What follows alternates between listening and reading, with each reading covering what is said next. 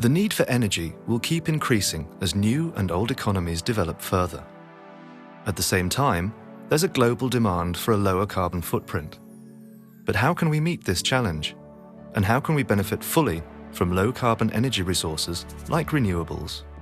We believe that in tomorrow's electricity systems, renewables should provide base load.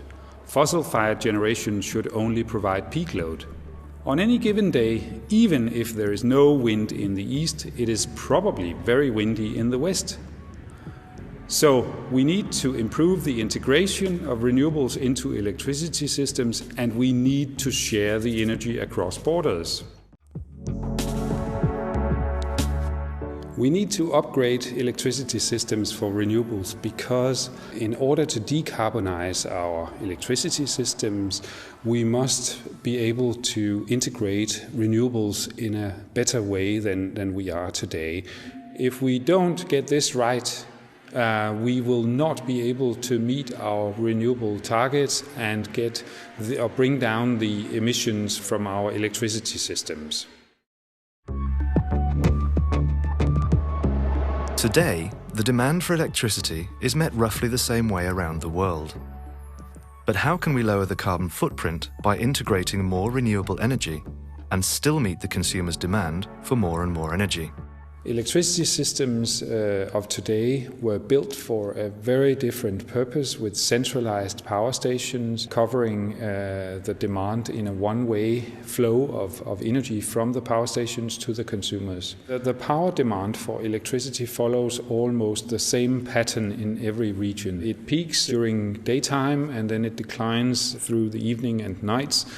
Since we cannot store electricity in today's systems, we need to have supply and demand balance at every moment in time. We would typically meet the demand by first adding fossil fuel-fired generation like coal, gas, and then on top we would have solar and wind. In the future electricity system, we need to integrate a lot more renewables.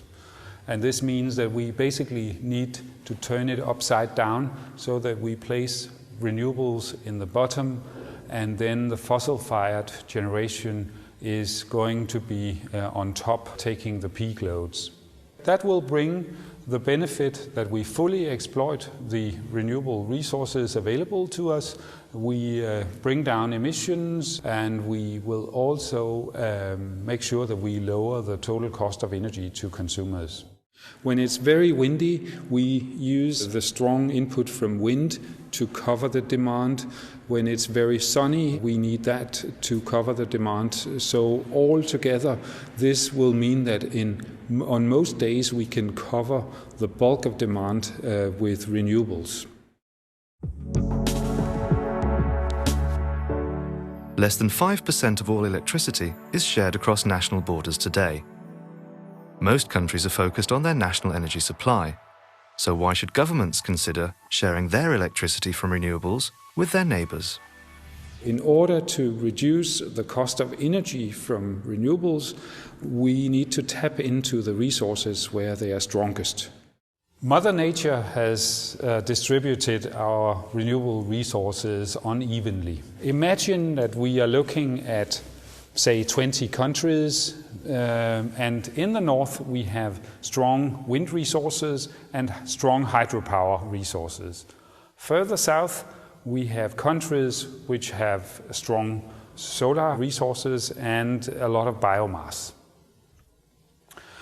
And if we can interconnect these different areas with a system of highways allowing the renewable energy to flow freely within the total area, we will have a very, very strong generation of renewables on a day where we have lots of wind, lots of hydropower, but not so much sun and not so much biomass, or the other way around.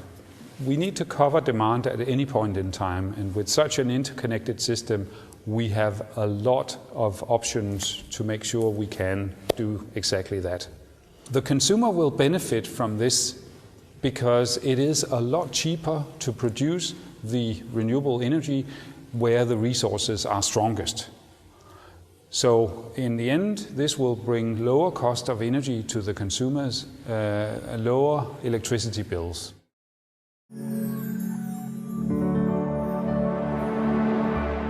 To really benefit from the renewable resources, they need to be integrated into electricity systems. And these need to be interconnected across borders. But who should take action to develop these new energy highways? We need governments to take action on a number of issues.